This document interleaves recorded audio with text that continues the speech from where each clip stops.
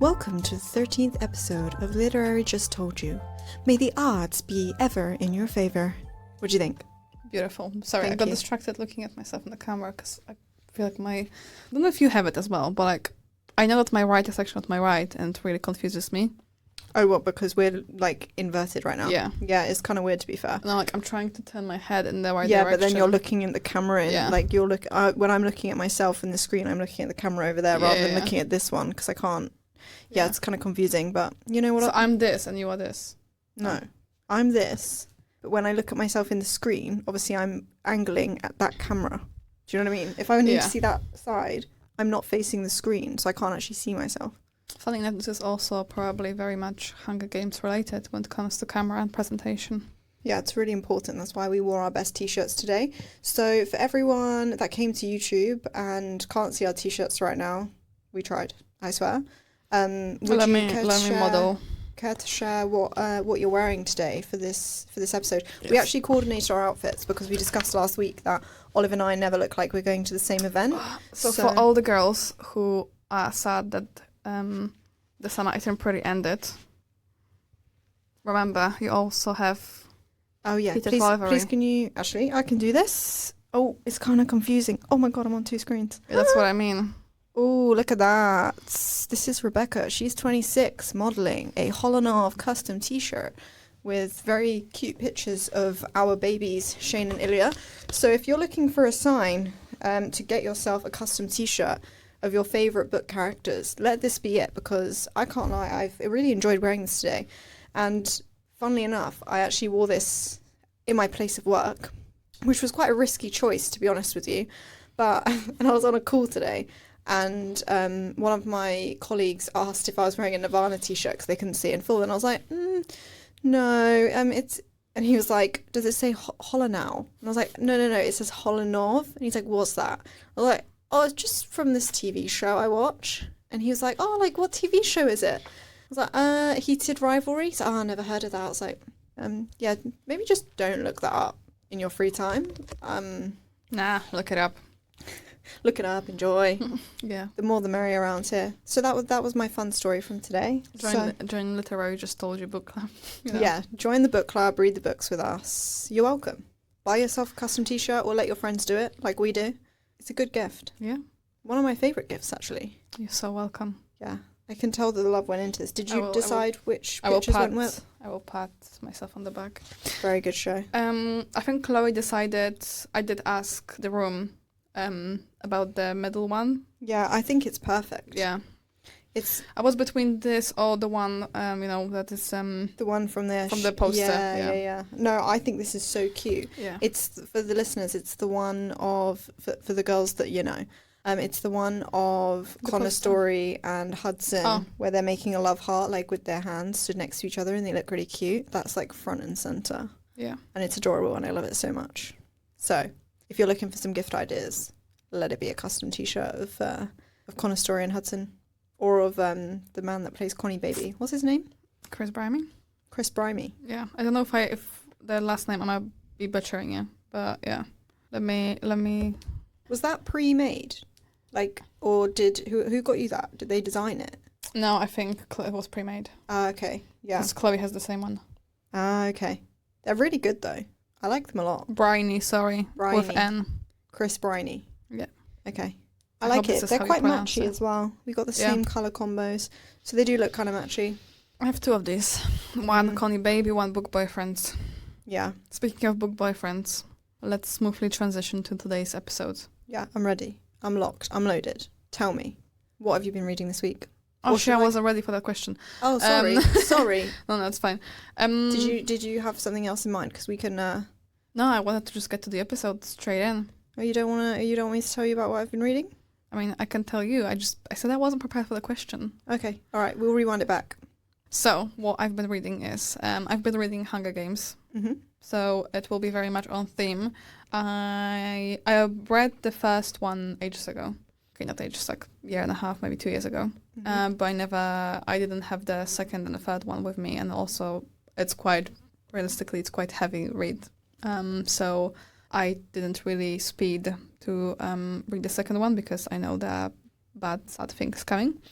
However, it got me out of my slump, so I just followed through. And I have been reading the second one now, but very much enjoying myself as much as you can while reading these books. And yeah, I guess I will dive in further as we go along. What about you? This is very exciting. What have you been reading? Right, Lots of I releases? have good news, everyone. So, if you have been listening for 2026, you will know that I have been working my way through Rena Kent's. And because I've been trying to get to the Legacy of God series, it's really, really popular, and I've seen people all over TikTok, but I dedicated myself to the cause, and I was like, I'm going to do this right. I'm going to commit to her reading order from start to finish, and oh my God, it's 38 books. Like, it's a long slog.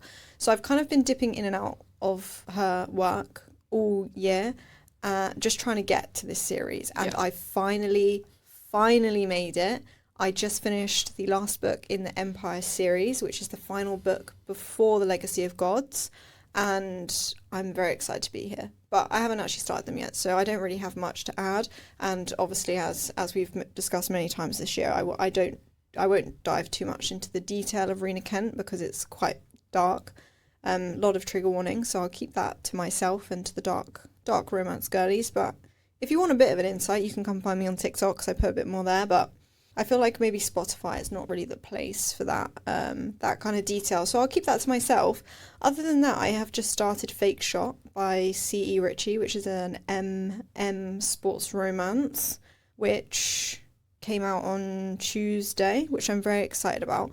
But I also want to talk about, to all the authors out there that put series on Kindle Unlimited and then just decide mid-series, that's not going on Kindle Unlimited anymore, I have a bone to pick with you because I'm committed to this series now, and I don't particularly want to pay for book 5 when I've not paid for books 1 through 4, and that means if I buy book 5 then I'm going to have to go back and buy books 1 through 4 because I just can't have an incomplete set like that. So for all the authors out there, if you care to explain why this happened, I'd love to know, because it's happened on 2 of my 3 new releases recently, like mid-series. We're just not on Kindle Unlimited anymore, and that's really sad for the Kindle Unlimited girlies out there because, you know, that's how they get you.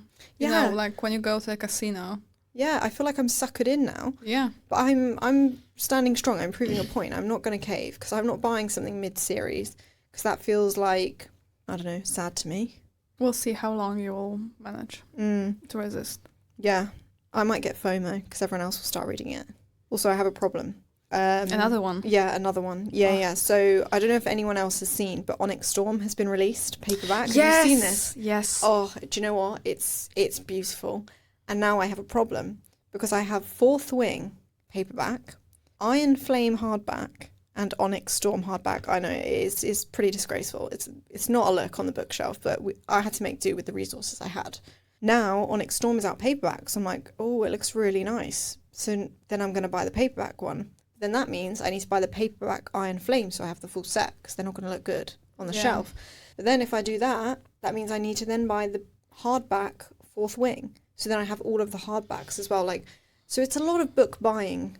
And then when the 4th one's going to come out, you will have to buy it as well in hardback. Yeah, so then I complete the set. So it's an expensive month and I'm really putting it off, but I saw it in the works and it's £5 and it's actually stunning. Like the paperbacks are so much nicer than the hardbacks, I think, for those. Especially Fourth Wing and Iron Flame, like, no shade, but they're kind of ugly. They're not, like, Onyx Storm is quite nice. Yeah. But yeah, those are... I saw it on the weekend as well, and I said the same thing to Chris. Yeah, like, oh, it's so pretty. And it's also space issue. I don't need all of them. Yeah, exactly. But I do need all of them at the same time. Exactly. And, like, buying the new one when it comes out was such an experience last time that I am going to get suckered in to buy the 4th one. So you know what's also annoying, that when, I don't know if you've seen that, but with the hardbacks, when you stack them like front cover and then underneath front cover of the second one, they like transition color-wise, apparently. Yeah. But the paperbacks transition on spine. Yeah, they do. They connect. They do. They look really good. I have seen someone have like put them all side by side, and I got so excited when I saw them in the works when it was maybe last week. But I held off because I knew as soon as I buy that one, it's a slippery slope, and I don't have the book budget for that. So if anyone cares to share some of their book budget, I would gladly take some because I really want to complete the set, but I'm trying to be very good. And also I did also just buy the Hunger Games because Olive and I are buddy reading for the first time in probably quite a while. Speaking about Hunger Games, as we mentioned in the last episode, this week we will be talking about trials / games / I don't know how else we could call it. I think trials and games. Yeah. In books. So obviously Hunger Games, pretty self-explanatory. Everyone heard of them, everyone's seen them, everyone's read them, apart from us, as we can see. But would you like to tell us some other examples of where the trials appear? We'll go from there. Yeah, so we wanted to talk about this because we had this, well, I don't know if you did, you're a bit more switched on than I am, but we had this like epiphany that loads of fantasy books use trials. It's like a really common plot point. And I was making a list of all of the books that I have read, and I realised just how common it is. So just some of the big names that come to mind. Obviously, Hunger Games, main talking point of today. But then Harry Potter in the Goblet of Fire, Fourth Wing in the what do they call it?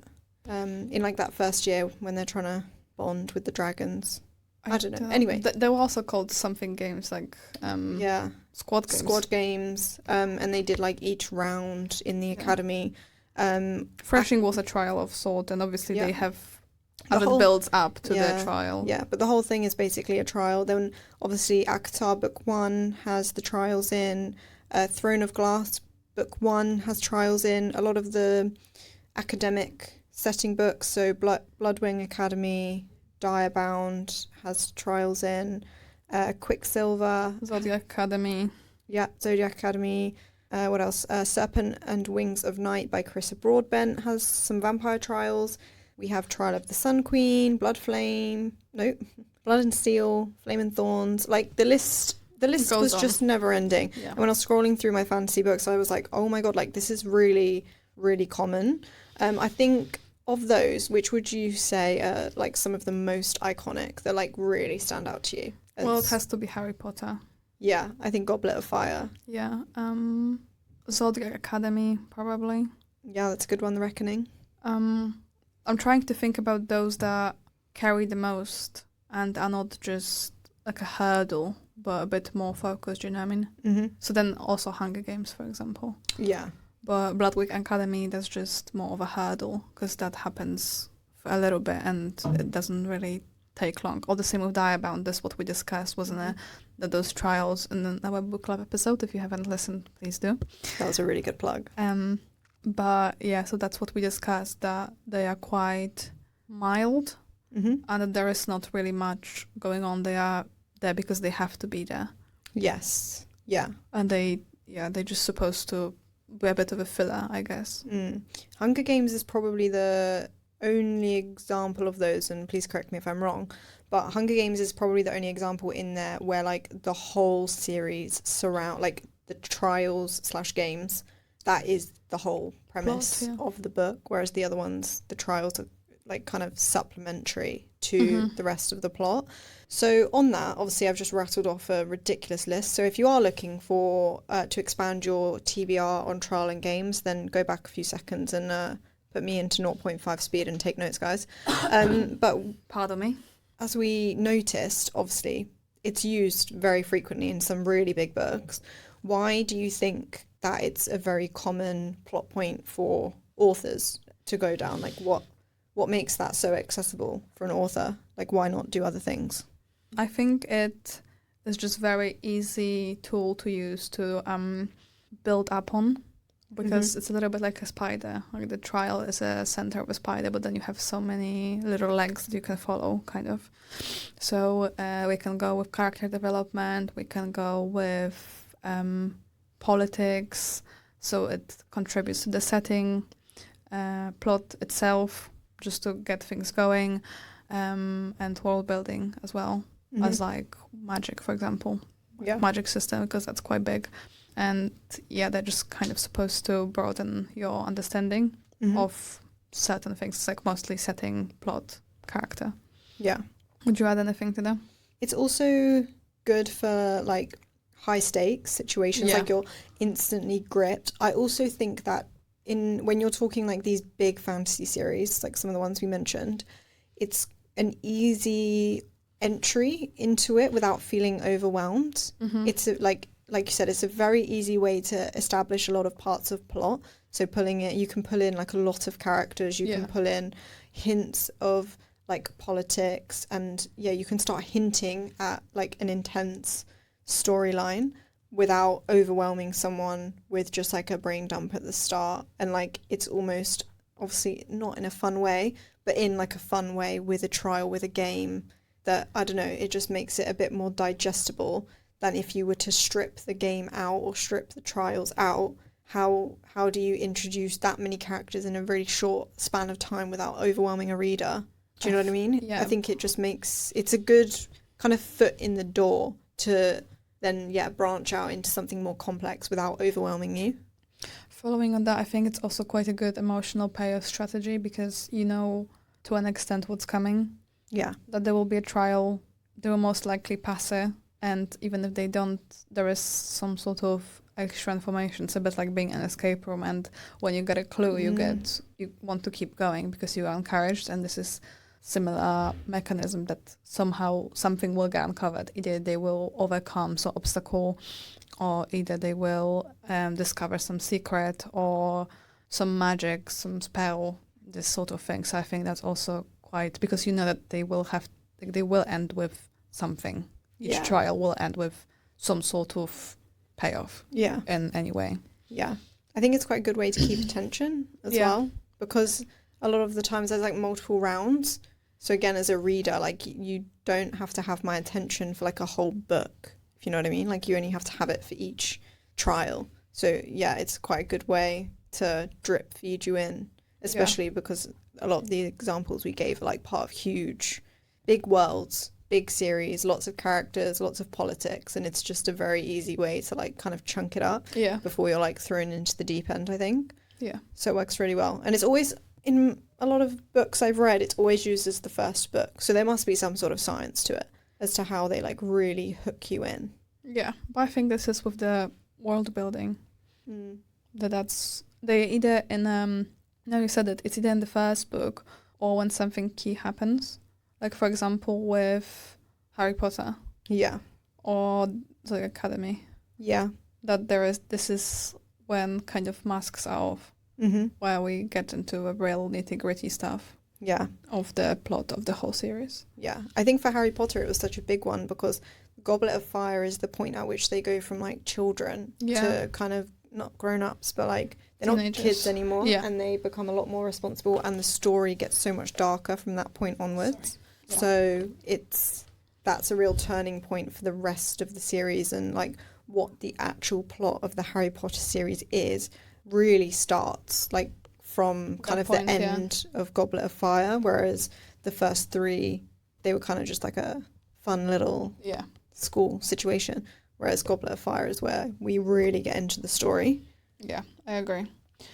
Okay, so Zodiac Academy is also a really similar example to Harry Potter, where it's like a turning point. Those games, in comparison to like the Hunger Games, for example, is like completely different.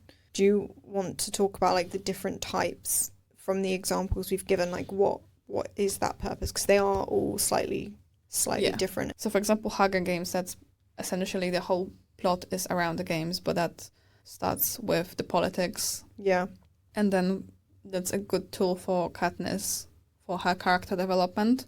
I don't really know there's anything else because to elaborate, because obviously then we would have to explain the whole book, but that's essentially it. Yeah. It's very very quick summary considering that was supposed to be about Hunger Games, but I mean it's like integral to their political system, the whole games and the setup of the games, and like the games represent being like a representation of the control within the districts and like all that stuff. Yeah, exactly. With Quicksilver, for example, that's a culmination point when at the end they had to find something, didn't they? They had to find a Quicksilver pool in the labyrinth and then find the creatures. What do you think of that style of games? Do you like that? No. Yeah, I don't like that either. But again, I think this one, so that was kind of my next point. This Quicksilver and Bloodwing Academy, those two were, I think they were quite poorly executed in that regard. Yeah. They felt a bit like a brush off. Yeah, and I don't really know, like, what purpose that served, especially towards, like, quite that... You're quite into the plot at this point. Yeah. And I don't know, yeah, it just felt a bit strange. Like, I prefer a battle, you know? Yeah, like... Let's just fight there. Yeah, I don't know why. It just was giving, like... You know when they do psychology experiments, they put, like, rats in mazes and shit like that? Like, this was quite like supposed to be... I mean, it's not an epic fantasy, but it's kind of, like, building up to something, like, bigger. And then for me, when you're putting someone in that style of trial, like a labyrinth, it almost just, like... Shuts it down. Yeah. What you built up on. Yeah, like I've built up for this whole thing, and then it's just like, oh, they're just like a mouse in a cage, and there's like cheese and like a few wheels, and so, like, yeah, it just seems a bit juvenile. Yeah, it also felt very oh my god, like a letdown. But I had a word and I can't think of the word. Anticlimactic. Yeah. But for example, then when it was well executed in a similar mechanism as then Akota, because that made lots of sense. Because doing what they did with Feyre was the only way to do it, because she obviously can't fight them. Yeah. Because nobody really can fight with Amarantha anyway. Yeah. Because she's too powerful, so that's the only way to play with her as a mouse. Yes. Like a cat with a mouse, and that makes sense. But that made sense also because of her character. Like, she's a measly little human in the Fey world, so it made sense for her to be portrayed as this, like, mouse in the trap. But in Quicksilver, it doesn't really work because these people, like, what's his name? Kingfisher and his, like, entourage, they're supposed to be some of, like, the fiercest warriors, and, like, I don't know, it just felt a bit like, wait, this just doesn't... Yeah, I wanted something a bit more epic, like a battle, like really see them thrive in their element rather than just being reduced to these little, like, pets. Yeah. But for Feyre, I think that works, like, really, really well. And the fact it's not a labyrinth and we had breaks, and you're also being introduced to other things that are going on. In between, yeah. And, like, being introduced to or entertained this idea of, like, Rhysand as a character in the trials, and also you get a bit more of her relationship breakdown with Tamlin, and then also things with Lucian, like, between the trials. So I think that worked really well compared to Quicksilver, where there's no breaks, really. It's just, like, back to back to back to back to back. And, yeah, I think that it doesn't feel as effective to me in terms of plot that there are no breaks in that style.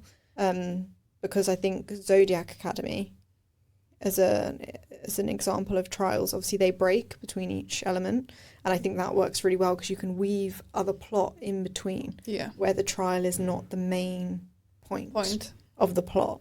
So I think, I don't love that style personally. Yeah, no, I agree. So Bloodwing Academy touched on that. Diabound, again, they felt very anticlimactic, but at the same time, that was, I think, pacing-wise, for example, was better executed because we begin from the trial to a degree, because obviously she has to find the wall first, and that starts... The whole thing is a trial of some sort, compared to Bloodwing Academy, where there's so much chaos and then the trials just pop off.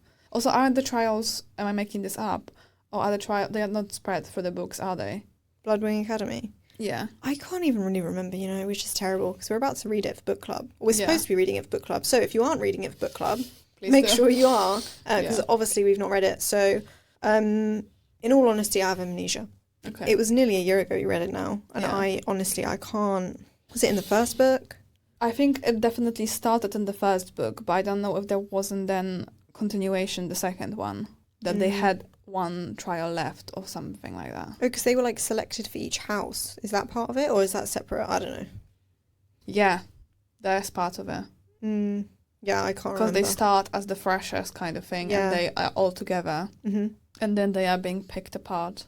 So yeah, that was very long in a very strange way. I'm confusion. Anyway, Fourth Wing, again, that starts as trial. We start, like, right in from parapet. Yeah. So again, this is kind of what we expect, like those checkpoints, like in the video game, basically. I also like that with Fourth Wing, because in the rounds we're getting like more skills. It like, as you said, it is like playing a game. Yeah. So you're kind of invested in it in that sense. Like she does the trial, then she goes and then she starts training for the next one, and then you're like invested in that, and then you see her struggle through it, and then you get this like relief each time. Yeah. And it's but then in the breaks in between you do start to get slight snippets of like the overarching plot. But I do like the whole like training up for each round. I think that's quite good, because then you also get a good payoff at each round she completes. So I think that is a really good setup. Yeah, and also both Fourth Wing and Direbound, they're also the first books. So and Hunger Games, for actually, when you think about it, that they are all introduce us to the world through those trials as well. Mm-hmm. So it's also different than when the trial pops up in the middle of book one and you are like, whoa, what's going on? Personally, that's how I feel. Yeah, I also think that for Fourth Wing as well, it made it very accessible for a lot of people, because now we're on the third book. Like, the world is actually quite extensive, and even as a regular fantasy reader, it is quite a challenging world, challenging names, a lot of characters and stuff. And also you don't know a lot, because Violet doesn't know a lot. I think if you jump straight in with that level of description in book one, you would have lost so many people. So I also think it's a smart strategy from an author to sell more books, because it is slightly easier in terms of difficulty to understand. Like Fourth Wing compared to Onyx Storm, they're like worlds apart, really, in terms of like how setting and the difficulty of the fantasy read. Like, a lot of people struggled with Onyx Storm, so I think Fourth Wing does feel a lot easier, a lot more accessible. So I think that also works really well, because it's trials. Like, that is what helped people in. Whereas if you started off into that intensity, you would have lost a lot of people. I think even Onyx Storm itself lost a lot of people in general. Yeah, that doesn't surprise me. I really liked The Serpent and Wings of Night, but saying that, I hadn't actually read a lot of trials at that point. I think, obviously, trials are used a lot, so I do find sometimes when I'm reading them, I'm like, oh, this fucking thing again. Do you know what I mean? Like, they do start to feel a bit, like, samey. I really don't like having to do trials more than once in one series as well. In Trial of the Sun Queen, that happens. She has trials in the first book, and then there's more trials in the third or fourth book, and I'm like, we've already done this. Like, I don't need to do this twice. But Serpent and the Wings of Night I really liked, because it's kind of similar, not too similar to Akhtar, but similar in the sense she's a human fighting in trials with, like, what's the word? Fae? Not fae, like all kind of creatures. I mean, it's vampires, but so she's in these trials to win so that she can get power, so she's not like a weak human in a vampire world. So I quite liked that, and that's really high stakes as well, because she's weak, and it's like the whole underdog thing, isn't it? I really also like Blood and Steel. It's similar to Fourth Wing in the sense that it's in the context of training. So they're training to be warriors, so they have to pass each trial to kind of get that warrior status. Flame and Thorns as well. I can't really remember too much of that one. They are in the woods to like claim something for power. Throne of Glass, I don't think those trials are that impactful, and I actually kind of forgot, to be honest, that happens at the start of book one, but I do think it's a really easy way to introduce the characters like very quickly. So I think it works in that sense. I wouldn't necessarily say like the trials themselves are obviously I forgot that they even happened. But they are fighting to become the king's champion, and she was a slave in the salt mines, and she was selected by the prince as his like nominee. He put her forward to fight in this competition to become the king's champion as a way to like spite his dad and stuff. So that's quite good, and it's the underdog thing. Kind of similar to Fourth Wing as well. And to be actually all of them really, I just love an underdog story. To be fair, Hunger Games as well. This is underdog story as well. Yeah, they just automatically make you root for them when they're in this scenario, like, because you don't actually really need to know about their character. And in the example of Hunger Games, Katniss isn't a particularly likeable character. Yeah. But the fact she's the underdog in the Hunger Games, being from District 12 and like choosing to sacrifice herself for her sister, you immediately root for her, even though she's not likable. As like a standalone person, if you were introduced to her, like let's say she was from District 3 and you met her, like you wouldn't like her. The only reason we are like really attached to her from the start is because she's the underdog in that story, and obviously the sacrifice that she makes for Prim makes you want to root for her, even though she does a lot of things that don't make her a particularly likable person when you think about, you know, the other things she does and like the way she treats Peter and all of that. So I think that's also a very good way to bring in characters that are more complex or perhaps not everyone's cup of tea, but still make you root for them. Because that's what you want as an author, isn't it? Yeah, to form attachment with your character. That's actually a good way to think about it. Yeah. I didn't think about that. And a lot of fantasy characters and obviously like dystopian books and like they are flawed. It's not like going into like a romance book where the female main character, like where they're a bit, you know. Yeah. I don't know the word. I mean, they're not perfect, but you know what I mean. They're a bit less rough around the edges. Yeah. So I think that's a really good way for you as a reader to be bought into the character because you want to see them succeed against the odds kind of thing. Mm-hmm. So I think that works very well. Yeah, no, I agree. Do you think the Hunger Games also works from, like, obviously the buy-in for Katniss, but on the fact that she's not likable and stuff? Obviously, games and trials do make you unlikable because you have to kill people a lot of the time. But the fact it's part of a game, like, do you think that also helps? Because like, I'm confusion. So, like, in a battle, for example. Right, do you think, okay, so... Like, do you think, like, obviously she kills people in these games and stuff, literally, like, cold-blooded murder. Do you think the fact that it's, like, part of this game makes her less, like, you're not mad at her for doing it? Do you know what I mean? Yes and no. I think that's actually a quite interesting point, so thank you for keeping the ball rolling today. You're welcome. I think what is different is that in Hunger Games example, it's quite interesting because the games are orchestrated by the enemy, but you also have enemy without your heroes, if that makes sense. Yeah.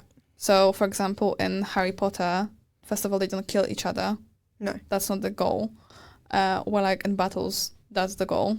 And in lots of trials, it's either, as you say, to prove something, like for like in Akota or in front of class. It's to get back at someone. Well, like in the Hunger Games, the reason to win the games is not to prove to your enemy anything. No. Because the capital wins anyway. They will send another 24 tributes the next year, no matter if you win or not.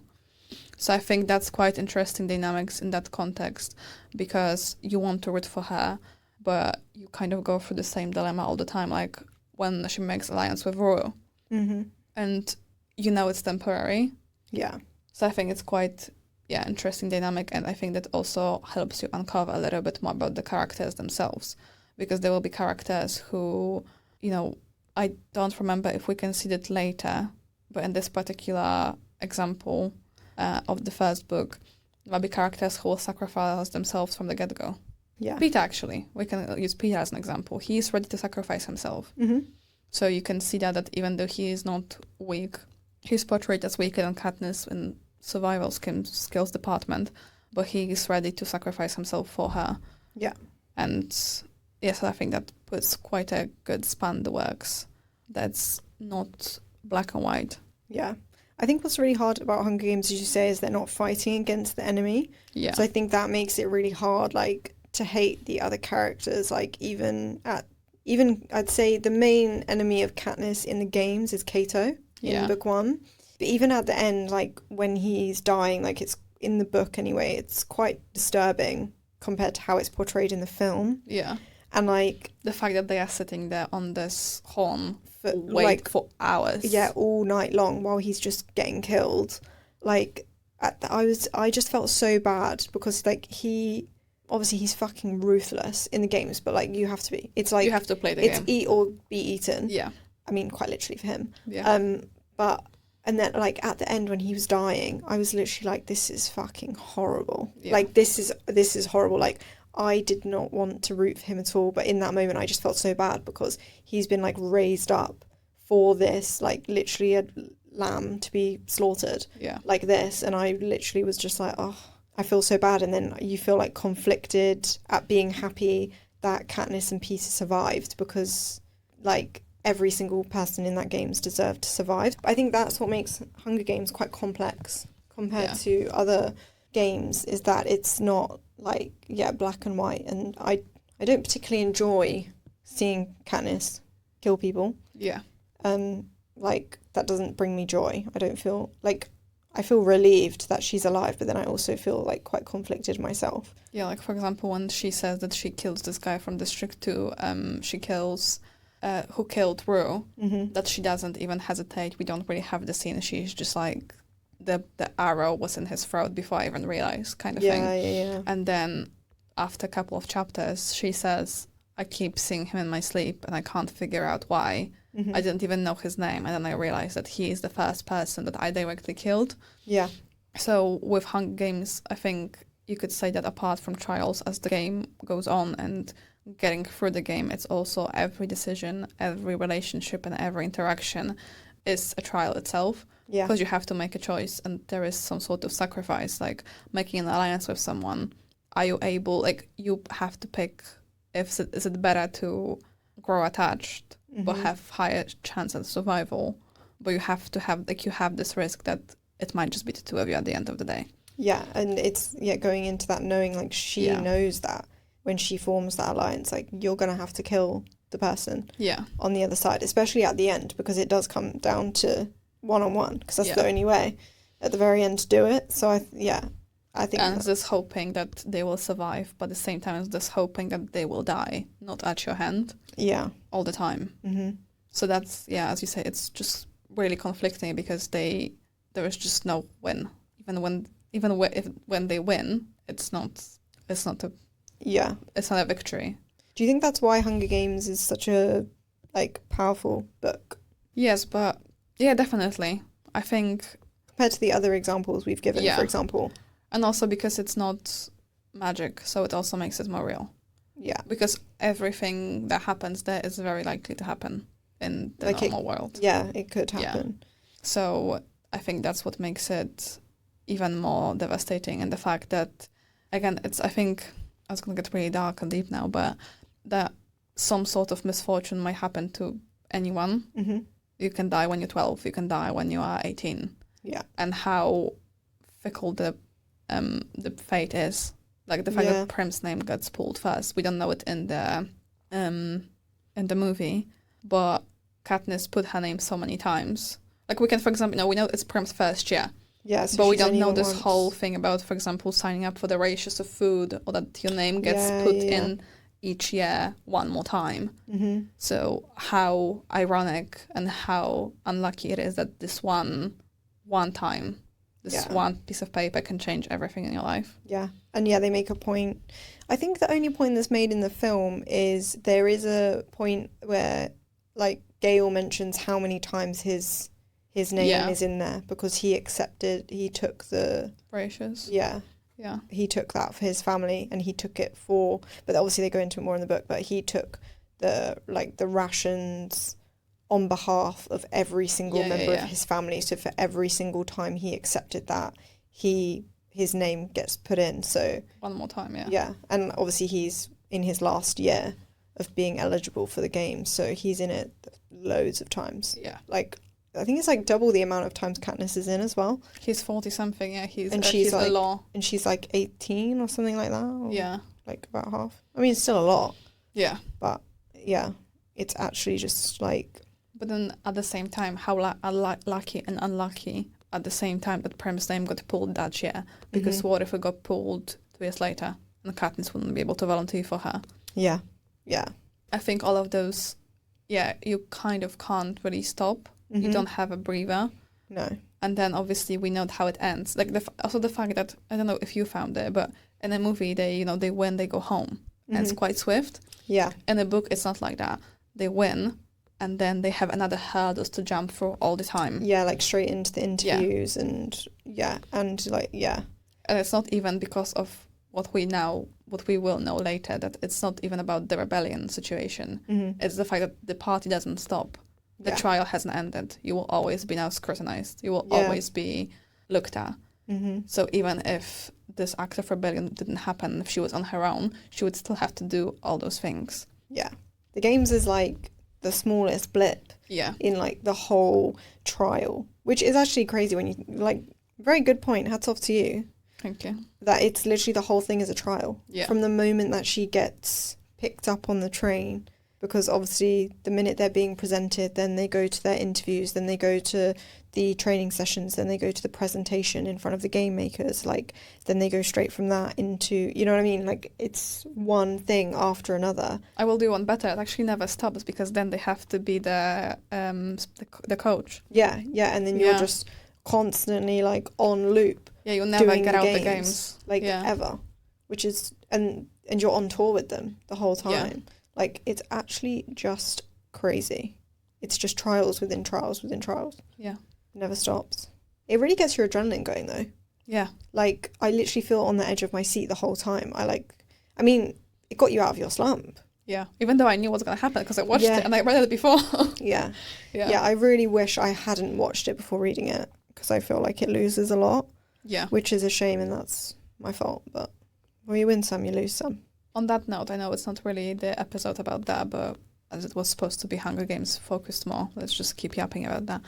What do you think, what on a like maybe emotional level, let's try to keep it on theme, what on emotional level affected you more in the book, even though you knew that this was happening in the film?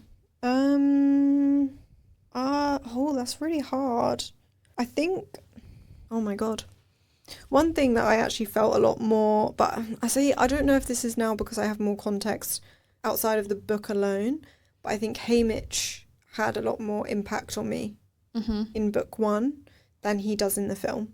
Like, I feel you misunderstand him less in the book because I think obviously like the politics of it and the rawness and everything, you understand why he behaves that way a lot more in the book. And I think that's really sad. Yeah. That's a lot harsher to realise like he's been through this and he's like fucking so stressed about taking them two through it. And like that's why he's literally like battered. And like I think that stuck with me a lot more. Like in the book, I think he comes across a bit like he's obviously standoffish, but I think in the film he just looks like he's being a dickhead to be a dickhead because it comes across like he just doesn't want to get attached to them. He doesn't want to be there. Whereas in the book, I think it's more clear to me that that's like a trauma response and he is like very unwell. Yeah. Was there anything that you had in mind? No, really, I do agree with that. The only thing that I think I would say that even though I watched the movies, in my head, Katniss is not Jennifer Lawrence. Yeah, no, I don't see her as a grown yeah. woman. And I think all of those acts of defiance and I think it's also even more tragic when you think, I think this is how book 2 starts.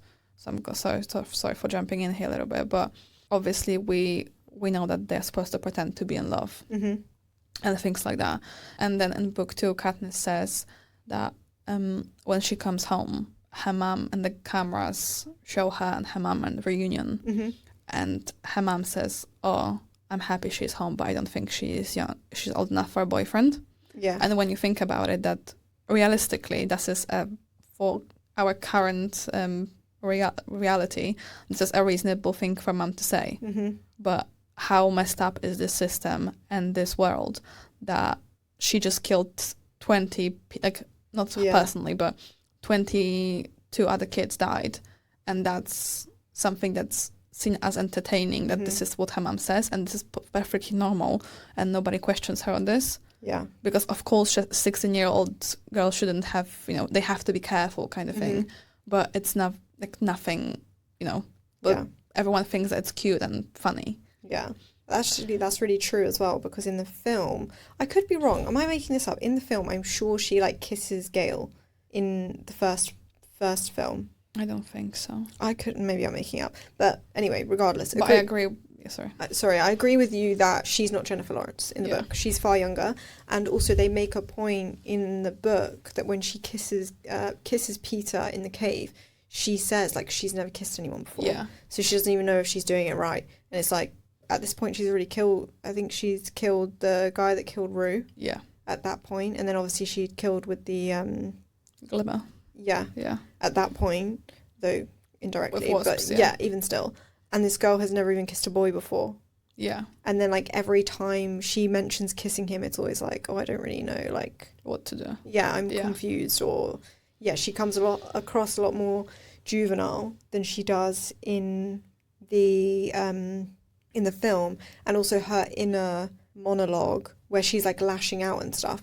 In the film, that seems a lot more calculated as to why she's angry and stuff, whereas in the book it's literally just like she's just like a raging teenager. Yeah. It's not like she's not deeping it why she's mad, like she's just mad, and she's a lot more like reactive. And there's even the point when they return and they're doing their interviews, like she does a lot of things that are quite like childlike, where she like buries her head in like Peter's chest because she's like hiding. Like that's what a kid does when they don't want to see something. They like snuggle into their parents' chest because they're, you know, they don't want to face like the reality. And that's really sad that she comes across a lot younger. I mean, but it's the point, isn't it? They're supposed to be kids, but I think that's lost a lot in the film, that she seems more grown up, and you don't like, obviously you feel bad for her, but it's less tragic because she feels a lot more like she's got her wits about her in her participation, if you know what I mean. Yeah. Whereas in the book, her volunteering feels a lot more like I know she's desperate in the film, but in the book, it literally just feels like she just fucking said it and didn't even like think about the consequences. Like it was just a knee-jerk reaction. There was no thought about like, oh my God, no, I can't let Prim do that. It literally was just like, done. And then it was like, shit. Yeah. I'm like, Another thing on that, like taking back to the trials as you were talking, I also thought that there's always something else to gain out of the trial in all of the other books somehow. It's either pass or fail, but not with your life. Yeah. Or there is something to gain. Where like, for example, when trial was a tournament, you will be famous. Yeah. But in this case, with Hunger Games, you also get famous, but that's not the ultimate goal. Ultimate goal is to survive. Yeah. And also I think now, again, another thing that popped to my head now I'm talking about it, is because what differs this particular trials is the fact that also we know so much before about those people. Like we also see all this build up. It's not that they are thrown in the arena and supposed to fight each other. All of them are a person. There's also this machine that's like calculated, and it's entertainment, and it's scary, but also because we know so much about those characters, they're not just a face to be eliminated. Obviously they're different, you know, we know about some, we don't know about others. Like for example, Foxface, she's not very super relevant. She's more like a plot point for the berries and stuff. But she appears a lot. Yeah. And she's not just, oh yeah, this one ate berries. Like she pops in and out for different reasons. Yeah. You almost root for her as well because of that. Yeah. And she's like obviously playing the game the way she best can. Yeah. When I like saw her like sneak out, you know, when she goes to like the cornucopia and stuff and she sneaks out, like I'm always rooting for her, even though I know like she could possibly be the reason that Katniss dies. Like seeing her succeed, I was like, oh, like, you know, and like she was doing it in her way, to her skill set. I like, and like knowing that Thresh was still alive and that he'd like kind of created his own space in the games that was like his territory. It's like you root for all of them. Yeah. Which is really hard because also you want Katniss to win. Yeah. So it's Whereas, for example, let's use Fourth Wing as example now, they don't have to kill each other to pass. Yeah. Obviously, people die, and you know we find out about Dylan, who dies straight off the parapet when we think that Rhiannon, him, and Violet will be this trio, and he dies straight away, pretty much. Sorry for spoiler, but it says like page 20. I don't even think it's 20. Yeah. That was a gasp. Yeah, like you blink and he's gone. But that doesn't benefit anyone, really. Whereas people dying in Hunger Games do benefit the winner, and it does. But it is again, I think that's the whole point. But this is for entertainment. They are supposed to be.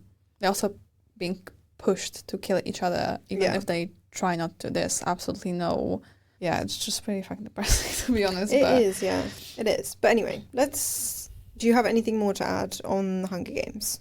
Just a great piece of work, really. Yeah, it is really good. And we will be continuing to read them. So each episode moving forward until we finish them all, we will kind of theme it around something to do with the Hunger Games. So this is by no means The Last of Us talking about this. Yeah. So to not get too repetitive in later episodes, let's go back to trials. Obviously, we've talked about different styles being used. What is your favourite type of trial in a book setting? Like, whether that be something that's more like a tournament style, for example, so like Harry Potter, or you've got kind of skills type trials, so like Zodiac Academy is like skills based, Fourth Wing, all of that. Are there any that you like hear about in a book and you're like, oh yeah, I can't wait for that bit? Yeah, so I would say Fourth Wing, Harry Potter, Zodiac Academy, those types of trials when you have to prove yourself and it adds to the plot and the character, not those life to death things, apart from Hunger Games, but they are different category. But for example, when they're executed right. Yeah. I think that's the caveat for all trials, because I've read a lot that just aren't. Because, for good. example, Blood Wing Academy, it again was pass or fail. It did not pass or fail. Like it failed for me. So I did not really enjoy that one. But yeah, when it's I don't know how to. It's like low pressure, no high stakes. Yeah, it's a lot lower. Yeah, not for that reason, but because I like finding out about new things, and I like the creativity behind it, like the things that they had to do for Travis Tournament, or the things that they had to do for the Academy, especially because I love that world. And for Wing, I think, as you said, it's the underdog part, isn't it? Yeah. That just rooting for her and just like seeing the transformations. That's for character growth. But again, it is quite low stakes. She might die during it, but it's not. She doesn't fight anyone, if that makes sense. Yeah. I agree. I would say that's my favourite type. Zodiac Academy is such a standout. That's probably one of my favourite trials, because they were just like so enjoyable. But I think I just love elemental magic as well, so I'm biased. Yeah, the combination with elemental magic and those trials was very like fun. Yeah. They were fun compared to other trials, and like they were so low stake, because it was literally like you need to get a score, and the score just keeps you in the school. So no dramas. Like, I think that's probably the first time I've read a trial situation where it's literally just like, this is fun. Like, I can actually just enjoy. Whereas obviously the other ones we've read, they have been a bit more like, they have been higher stakes. I also agree on Fourth Wing. That's up there with some of my favourite, especially because she has to complete them in a not necessarily traditional's not the right word, but set way. Yeah, and she has to be a bit more creative about how she achieves them.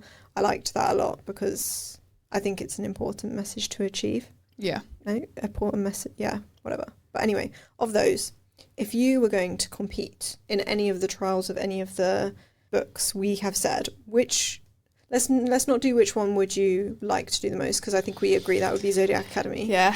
Which one do you think you would like succeed at the most? Like, what do you think would be your strong suit of all of those that we've mentioned? That's a difficult one. I wouldn't like to be locked anywhere. So the Quicksilver one, the Labyrinth, absolutely not. That would drive me insane. So would you prefer something more physical, or would you prefer something a bit more like puzzly? I don't really know, It's hard. What about you? Do you have anything in mind? See, I think the Fourth Wing one would be good, but that's only because, did you ever watch Total Wipeout? Yeah.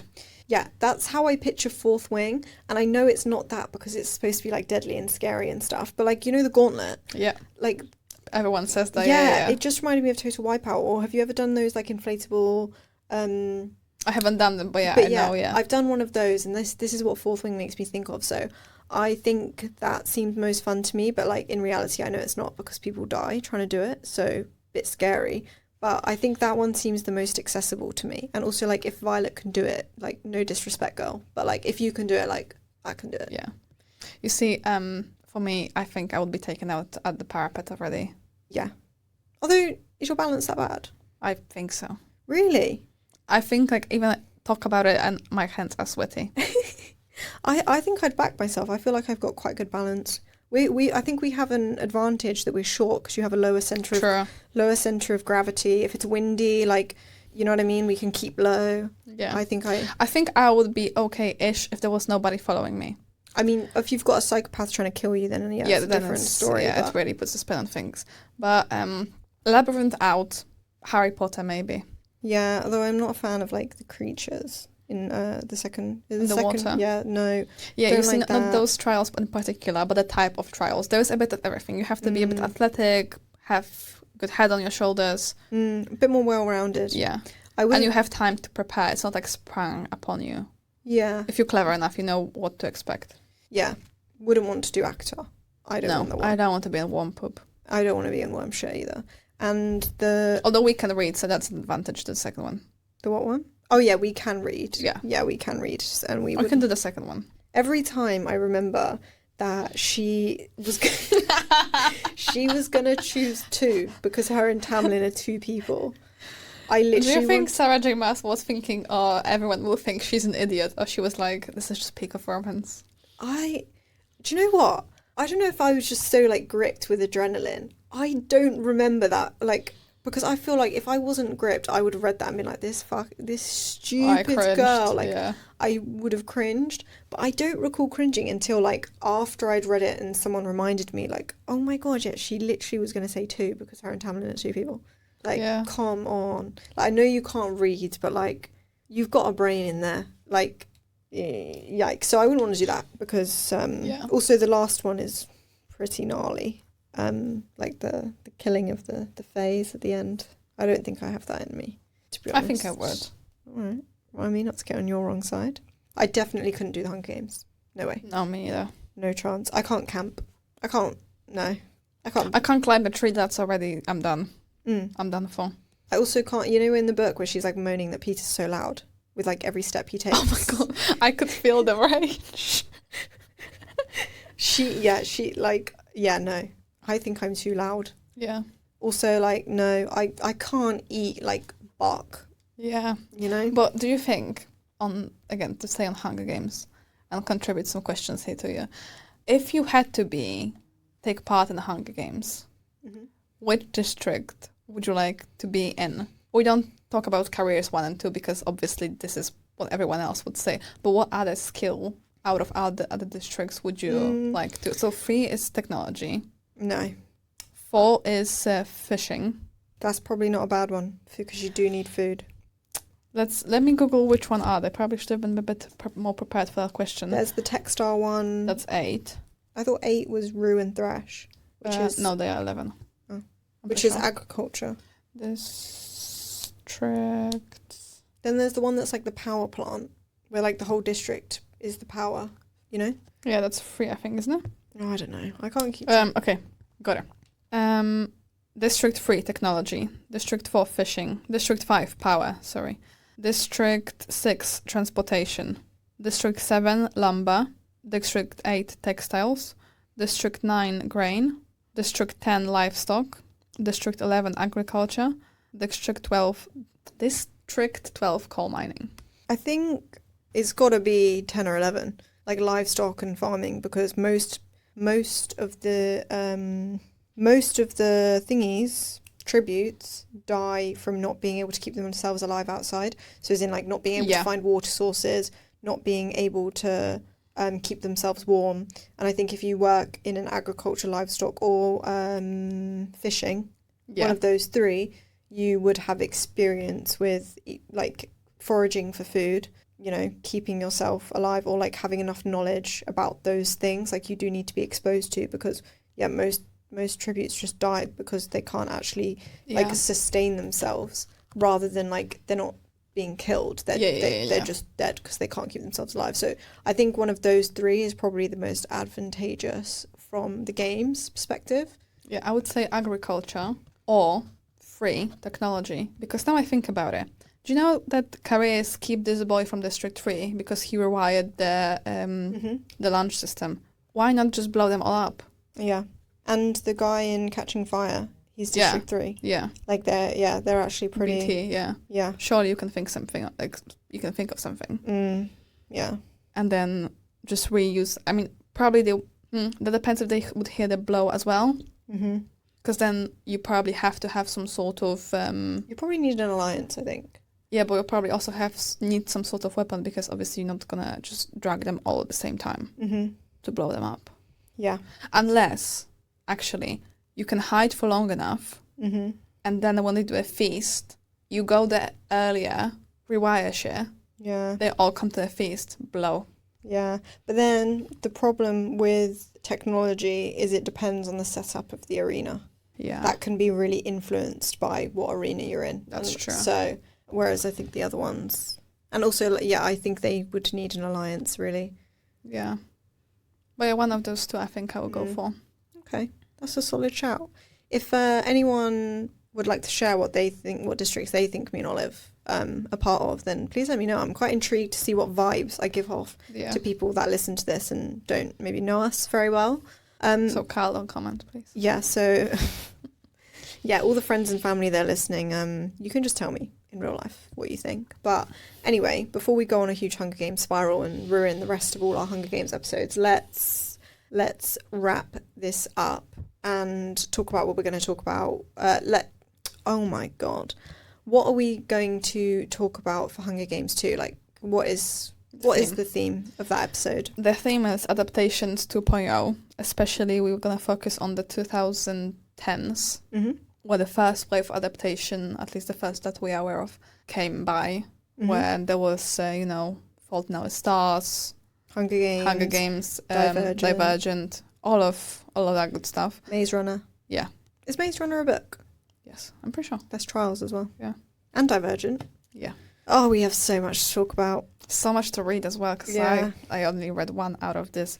So, so that's gonna be our subject. We're gonna dive a little bit into the origins, and then we will compare and dissect them all. Yeah, Hunger Games will be the prime example. If you haven't read and watched Catching Fire, make sure you do that before next episode, because we will be comparing our thoughts on how true Catching Fire as a film is to the book and how we find it. I don't actually know yet because I've not read the book, but we'll see. So make sure you come back in 2 weeks time. 2 weeks time on the 29th of April to hear us talk some more about Hunger Games. And also, while you're at it, join our book club on Fable. We are reading The Wings That Bind. Speaking of trials and stuff. So make sure you join our book club on Fable. Also, come find us on YouTube so that you can see our really nice t-shirts that we wore today. And can't wait to see you in 2 weeks time. So on that note, love you, bye. Bye.